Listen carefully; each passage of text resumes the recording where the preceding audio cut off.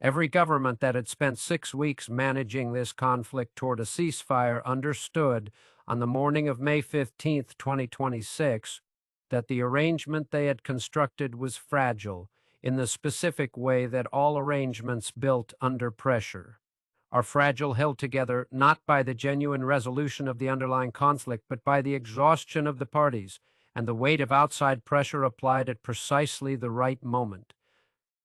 The ceasefire was real. The Russian monitoring force was on the ground. The Israeli withdrawal had begun, according to the verified timeline. The reconstruction fund was dispersing. The Istanbul framework was being operationalized through working groups that met in Doha and Ankara and Geneva simultaneously by every external measure available to the governments tracking its implementation. The arrangement was holding. What those external measures could not capture was the specific intelligence that Israeli military command had been developing for 72 hours before the morning of May 15th, intelligence about a Hezbollah reconstitution operation that was moving faster than any post-ceasefire assessment had projected, in a location that the ceasefire framework's monitoring mechanism had been specifically designed to prevent, using supply routes that the Russian monitoring force either could not see or had chosen not to report. If this is the kind of reporting you want, no spin, no shortcuts, the full picture, subscribe right now. It takes 2 seconds and it keeps this work going. Because what Israel decided to do with that intelligence and what happened in the hours that followed set in motion a response from a combination of parties that no single previous Israeli military action in this conflict had produced, and understanding why this strike was different, why the response generated was categorically larger than anything that had come before, requires understanding exactly what Israel hit, why it hit it when it did, and what the hitting of it meant to every party that had invested weeks of diplomatic effort and military positioning in the arrangement it destroyed. The intelligence picture that had been building in Israeli military command for 72 hours before the strike was specific and, in Israeli assessment, unambiguous. Hezbollah's logistics network in the eastern Bekaa Valley, operating through supply routes running from Syrian territory into Lebanese areas nominally within the ceasefire monitoring zone, had been moving a category of weapons system that the ceasefire framework explicitly prohibited south of the Litani River. The system in question was not rocket artillery of the kind that Hezbollah had deployed in large quantities throughout the conflict. It was a precision-guided missile system, specifically a variant of the Iranian Fateh 110 that had been modified for anti-ship engagement, and that, if deployed to positions in southern Lebanon, would give Hezbollah the capability to threaten Israeli naval vessels operating in the eastern Mediterranean in ways that Israeli naval planning had not previously been required to account for. The ceasefire framework's heavy weapons restrictions had been written specifically to prevent this category of capability from being established south of the Litani. The monitoring mechanism Russia was running was supposed to verify compliance with exactly this restriction.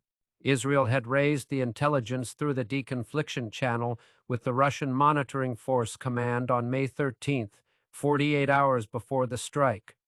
The Russian response had been to acknowledge receipt of the Israeli concern, to indicate that Russian monitoring elements would investigate the reported supply movement, and to request that Israel allow the monitoring process to operate before taking unilateral action. Israel had waited the 48 hours. The supply movement had not stopped.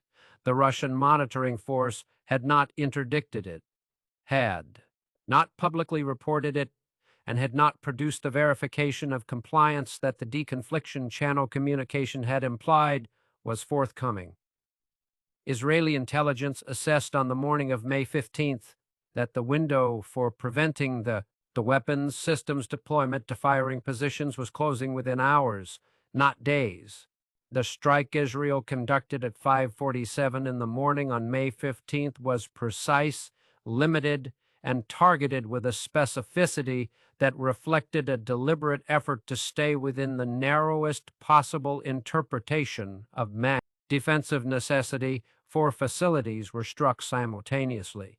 2 weapons storage sites in the eastern Bekaa, where the missile systems were assessed to be staged.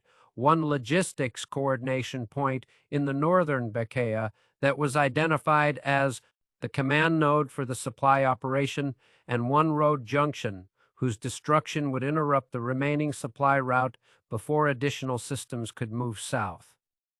No inhabited population centers were targeted. No Hezbollah command figures were targeted. No Lebanese state infrastructure was touched. The strikes were in and out in 11 minutes. The damage was confined to the 4 facilities.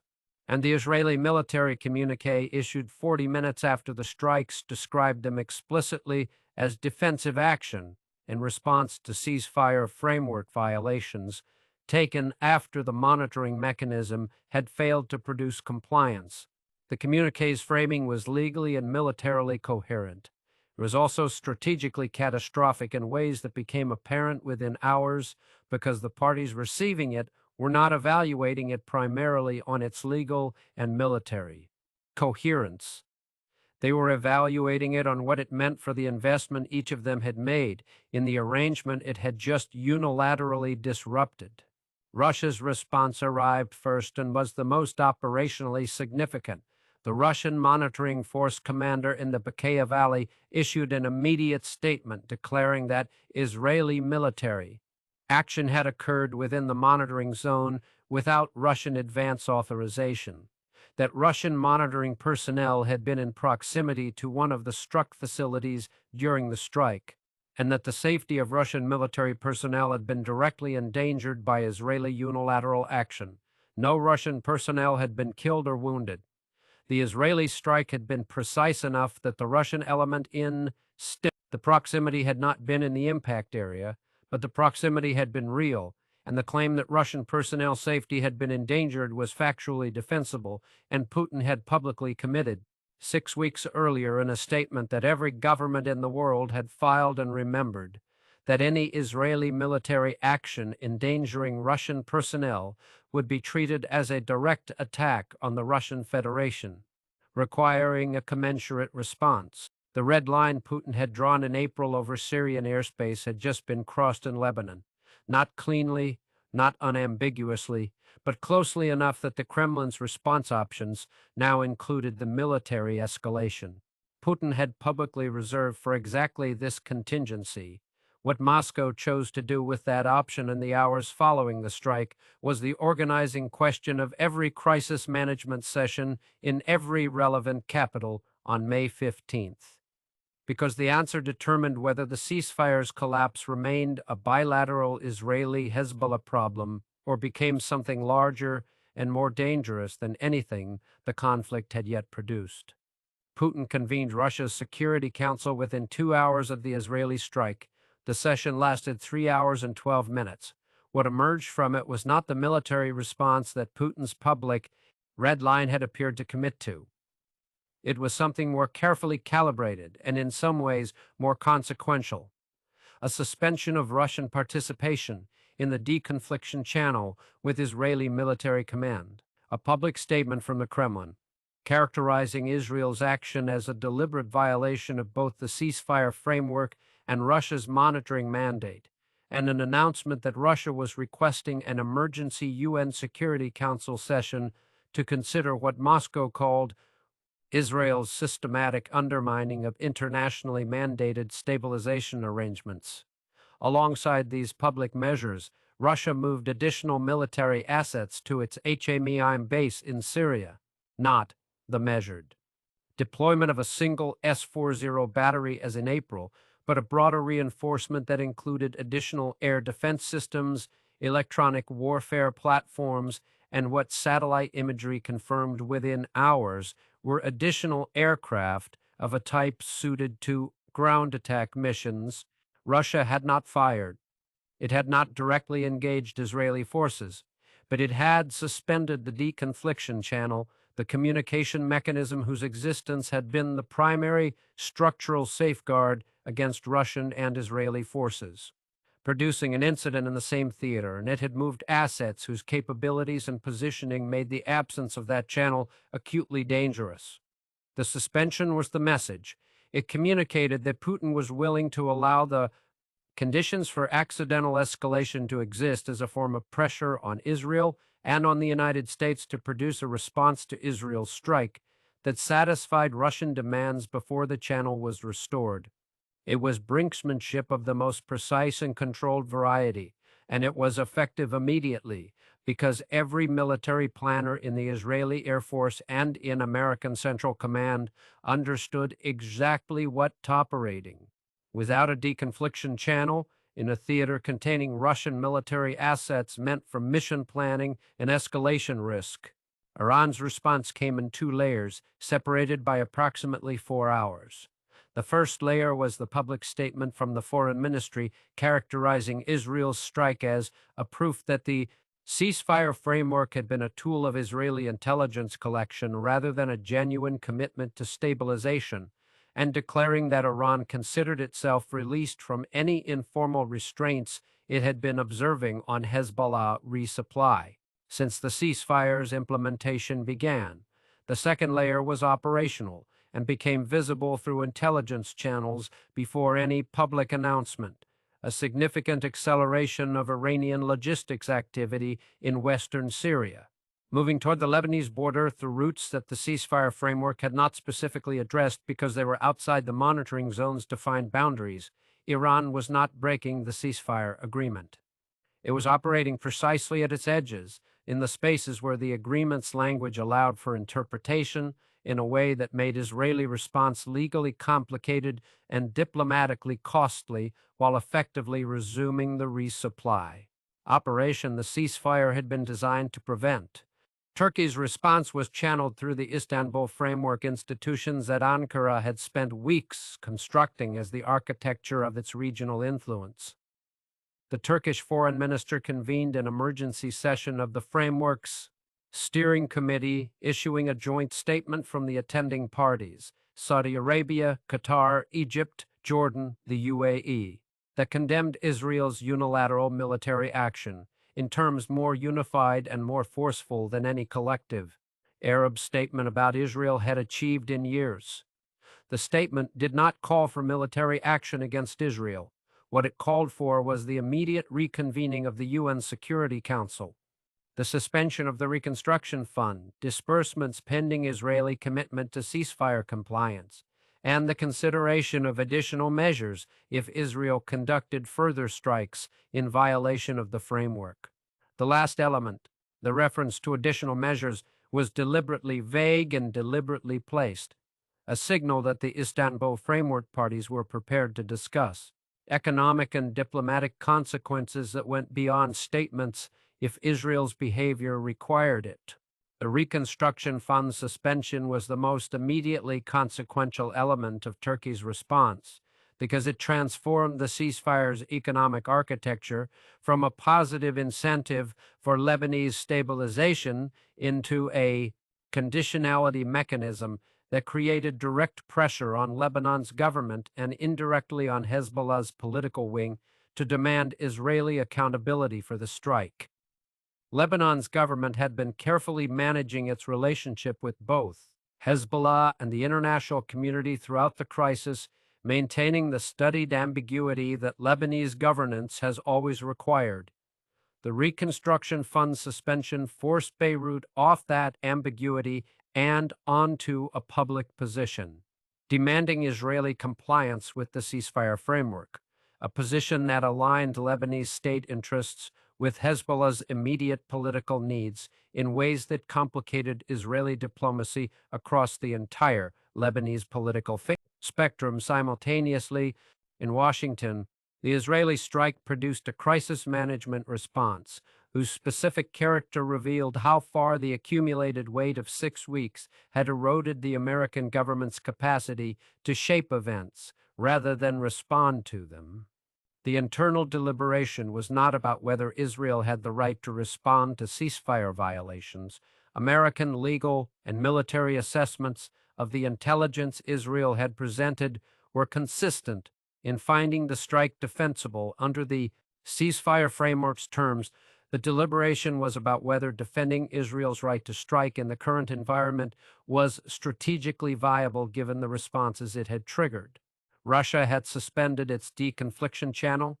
Iran had resumed resupply operations. Turkey had mobilized the Istanbul Framework in collective condemnation. The UN Security Council was convening under circumstances where American veto of a condemnation resolution would place Washington in explicit isolation against every other permanent member, plus the elected membership's near unanimous condemnation. The American decision was to do something it had not done at any previous point in the conflict, to publicly differentiate between supporting Israel's right to self-defense as a general principle and supporting the specific Israeli decision to strike on May 15th as the right operational choice at the right moment. The statement from the National Security Council acknowledged that Israel had raised legitimate concerns about ceasefire violations through the appropriate channel, affirmed that violations of the ceasefire framework were unacceptable, and in the critical phrase that every government reading the statement focused on immediately, expressed that the United States believed the strike had been conducted without adequate exhaustion of diplomatic remedies and had set back stabilization efforts in ways that required urgent consultations with the Israeli government about future operational decisions. That phrase was not a condemnation. It was not a rupture.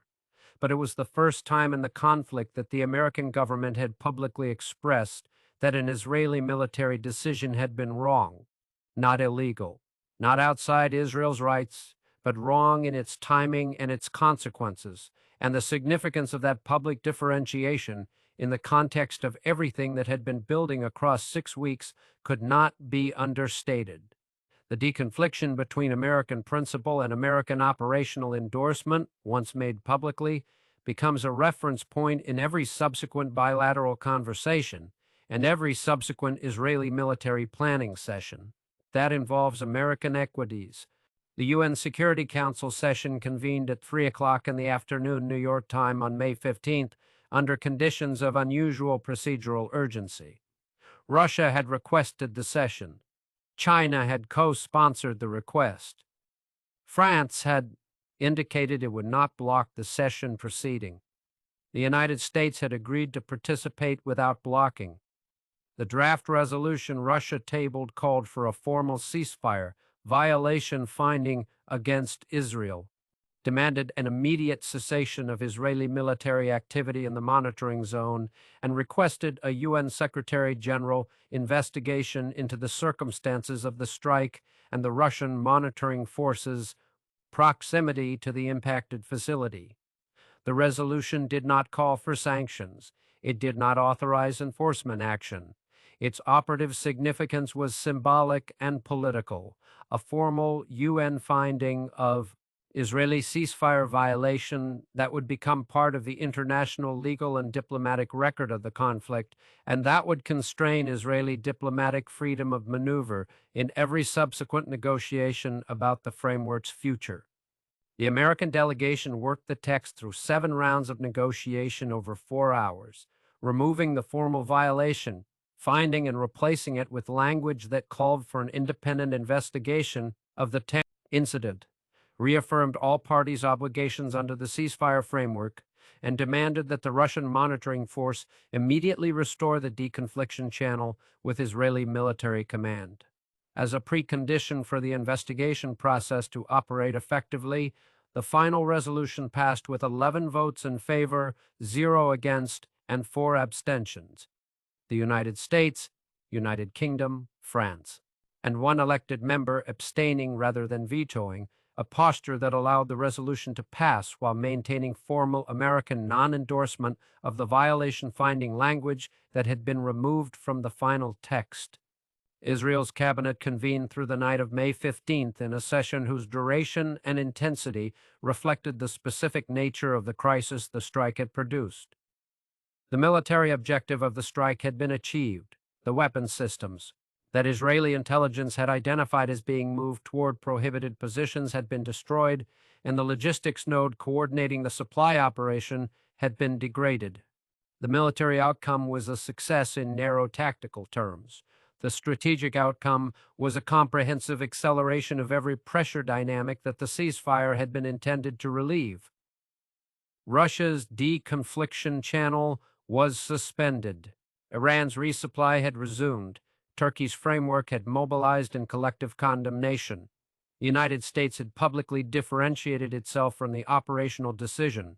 The UN Security Council had passed a resolution demanding investigation, and the domestic Israeli political coalition, which had been holding together under the weight of 6 weeks of conflict through a combination of security, necessity, and the promise that the ceasefire represented an off-ramp, was now confronting the reality that the off-ramp had been driven past at full speed by a military decision that the political leadership had authorized without fully pricing its diplomatic consequences. The question that the Israeli cabinet was working through in the hours after midnight on May 15th was the question that had been at the center of this conflict since March 28th, restated in its current form. The intelligence was real. The ceasefire violation was real. The weapons system being moved was genuinely threatening and genuinely prohibited. Every military assessment available to the cabinet confirmed that waiting for the monitoring mechanism to work in a situation where the monitoring mechanism had been given 48 hours and had not worked would have produced an outcome materially worse for Israeli security than the strike had produced. The tactical logic was correct. The strategic cost was enormous, and the gap between the correctness of the tactical logic and the enormity of the strategic cost was the same gap that had been opening since the first Israeli division crossed the Lebanese border on March 28th. The gap between what the military situation required and what the diplomatic environment could absorb, between the plan built on confident assumptions and the reality that kept answering those assumptions with consequences nobody had adequately calculated. Outside the cabinet room, the world that had spent 6 weeks being reshaped by this conflict was processing the possibility that the ceasefire it had worked so hard to construct was not an ending but an interval, that the underlying dynamics that had produced the conflict had not been resolved by the arrangement, only paused, and that the pause had lasted exactly 17 days before the first significant violation and the first significant unilateral military response had returned every party to the brink of the trajectory they had barely managed to step back from 2 weeks earlier. The Russian deconfliction channel remained suspended. The Israeli Air Force was planning missions in a theater that now contained Russian assets without the communication architecture designed to prevent accidental escalation. Iranian logistics were moving through routes that the ceasefire framework's monitoring mechanism did not cover. Hezbollah units in the southern monitoring zone were watching the Israeli withdrawal pause as Israeli forces awaited. Clarification of the operational environment before the next withdrawal phase proceeded.